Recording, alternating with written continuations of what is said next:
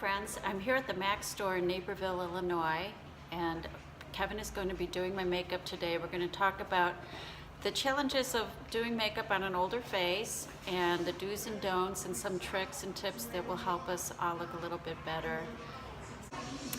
So I'd like to introduce you to Kevin Howard. He's one of the managers here and a makeup artist for over 16 years, and he's going to be doing my makeup today. And as he's doing it, he'll explain why he's doing it, and we'll also talk about some of the things and challenges of women, mature women.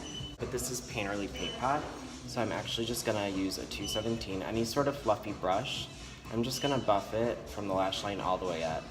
This actually is it's kind of like a double stick tape for eyeshadow, but even like if you're gonna do just like say like one color for the day or even just like liner, this helps. And this is just a neutral kind of flesh tone color, and I wouldn't really recommend using your finger only because it's gonna put way too much product on. Okay. So that's why I like to use a fluffier brush. So anything that's a little bit fluffier is just gonna shear it out a little bit more. Painterly, I'm gonna go in with Orb eyeshadow, which is just like a light kind of like bone color, but not super white. I don't like it to be so stark. So this is just kind of like a creamy eyeshadow, and then it's a matte texture, so it's not gonna reflect any light. It's just gonna keep things looking really soft.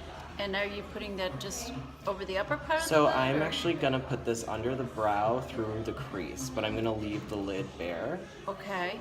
And I'm gonna use a neutral crease color called Kid, and I'm gonna still use that 217. Go ahead and just open. Perfect. I'm just gonna find the crease. I'm gonna start on the outer corner. This is just a really soft, kind of like taupey brown. But again, I'm keeping things matte today. Okay. And I'm just kind of keeping Kid starting on the outer corner and blending it throughout the crease.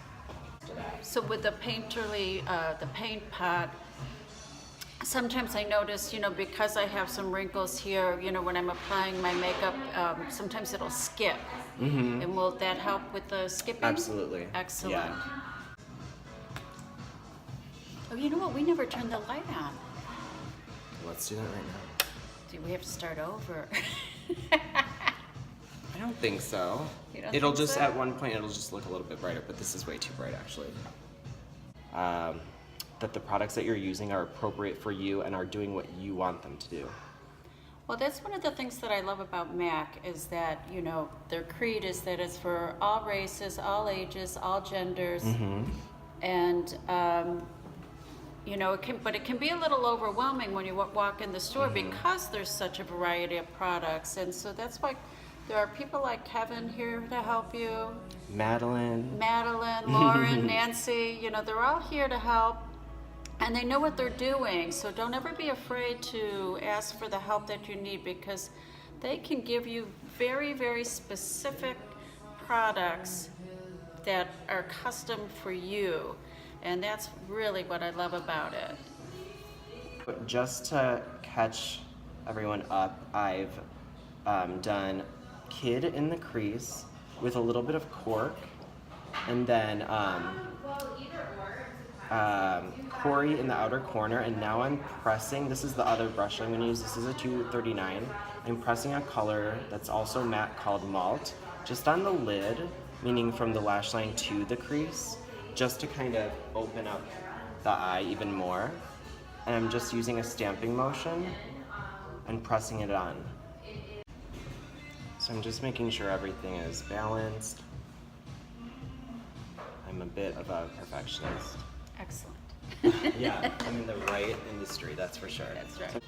And then what I'm gonna do actually for liner, I'm gonna keep the liner just on the upper lash line. I feel like that's a really easy, clean way to keep the eyes super open and soft, and it actually gives the illusion and like the lashes are a little bit longer because it just blends right into that.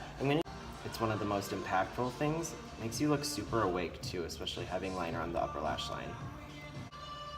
Okay, so I just got it on there. It's not perfect. It's a little skippy, but Okay. I'm gonna take, let's see, a little bit of the excess with an angled brush. This is a 263. And while it's still kind of soft, I'm literally just going to go over it what I've done already and smooth it out. So I'm literally just smoothing out this liner.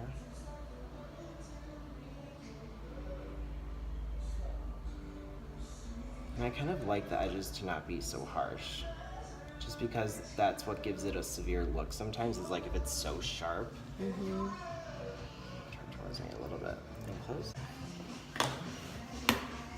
Getting there, huh? Right here, just a tiny bit.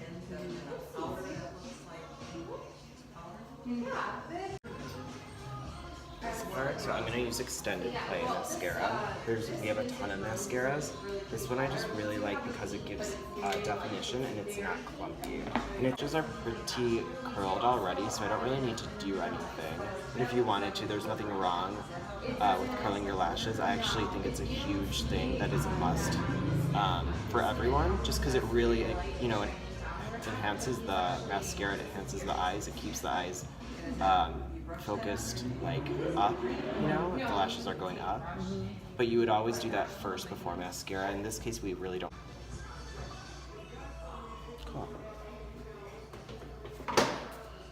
Okay. Yes, I get my brows tinted, but they're due to get tinted, and I don't have a tremendous amount of gray yet, but you know, I have a few. Well, there's not really much to, so like I said, there's not much to do to your brow. Sorry, I'm just softening this line after I cleaned it up. Okay. I'm gonna grab brow set, and we'll actually just start there because you might not need anything else. Yeah, I think women who are wearing their hair natural silver, the brow is so important because it does frame the face. So even if you're not coloring your hair anymore, you may consider getting your brows tinted or learning how to deepen your brow without it being, you know, real sharp and, you know, too strong, so to speak. But I feel like the brow is one of the most important things in facial features on the face. Color. So this is which one am I using? The Quiet Brunette, the Prolong Wear. So it's waterproof. This is good stuff. Excellent. And then just kind of, you can like lightly brush through the brow. If you have like any gray in the brow, this will actually cover that, and it's waterproof, so it'll stay. Oh. Makes such a big difference. Let's do a little clear too. Let's see, I'm gonna look in the mirror. Definitely. I mean, it like warms the motion up. And then we can kind of take a look, because to be quite honest, you could be done there. But since we're here covering everything, I'm gonna go in with a little bit of pencil. Okay. That'll probably be perfect. I'm gonna use Redhead. It's kind of like a taupey brown, not too warm, not too cool. So I like to always start towards the arch, but I brushed, if you noticed, I brushed everything up when I was done, because that's where I can really see any areas where maybe it's a little bit more sparse. So I'm gonna start there, and I'm always gonna start from the bottom and go through the brow, and always in the same direction that the hair is growing. Just like mimicking hair.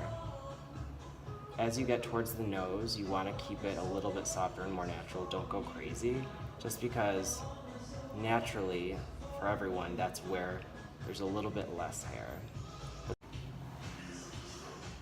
For your moisturizer, we're actually going to do Strobe Cream. So this is one of our most popular products. Gives you that, you can see the reflection already. It kind of gives you that glass skin look that's kind of trending right now too. And it's not, so I'm using a 159 brush. This is one of my favorite brushes for skin, and you're only gonna pretty much see me use just this brush and one more other brush just for concealer. So this is the other brush that I'm gonna use. This is a 286. It's like dual fiber again, so this is a great eyeshadow brush, but it is my favorite concealer brush, and I'm using Mineralize Concealer. I'm the worst at like showing products. I'm not, That's you know, okay. a regular, so that's just what it looks like. But this is my little bit. I find out with concealers, I have to be very light-handed Yeah. because, you know, it will emphasize the wrinkles. Formula has so much to do with it, and so does application. Application, I think, is crucial because I think if you use a typical concealer brush Like a that's flat brush, flat, yeah. it's going to put too Way much too much on. product. Where Yeah. this brush that you're using now, it's fantastic because Yeah, I can I'm like feel it barely just using any, but I'm able to buff it out And and stretch feather it. it, Yeah, yes. because less is always more, and in reality, like we want to use the least amount of makeup as possible, because obviously we all want to look just natural, and we want it to look like our natural skin, but.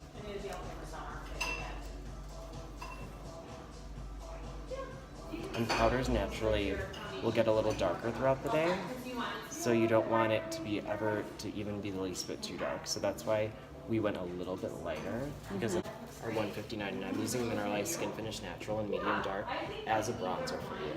okay. So I'm going to start all the way back here, slightly beneath your cheekbone. I'm going to do more of like a sculpted bronze effect. Okay. So kind of like a soft contour, but also warming you up with a bronzer. So we went a little bit darker with the powder, obviously. But again, this brush is great because it fits the area of the cheek perfectly. Now, I'm also going to hit the hairline and the temples because this is where the sun hits us anyways.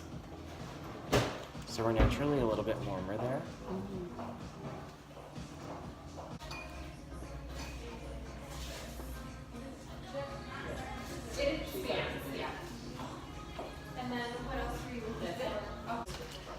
This is another really good one. This is a 137. If you want like the world's softest powder or blush brush, this is the best. And I'm just gonna kind of hit a little higher at first, the cheekbones, and then bring this towards the apple of the cheek.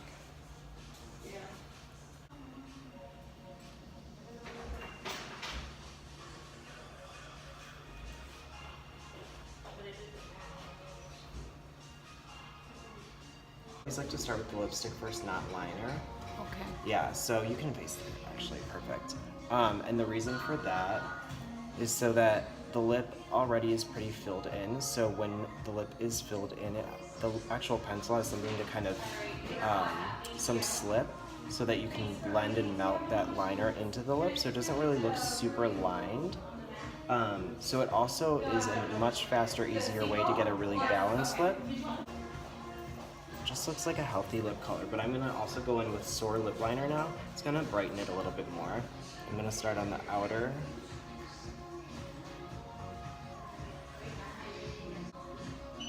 So I start this way with liner, and you can see it's now just melting into the lipstick.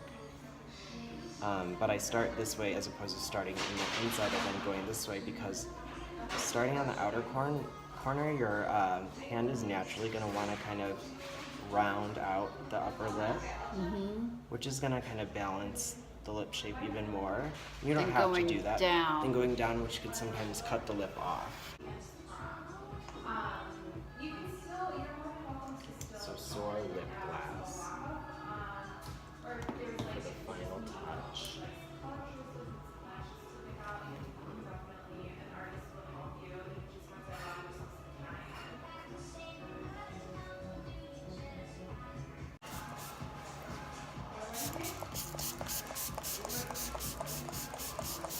Just to kind of set everything, and it also makes it look a little more satiny. So I just love how it just melts everything together and just, I love it. All right, well there's your look. Well, here's my finished look.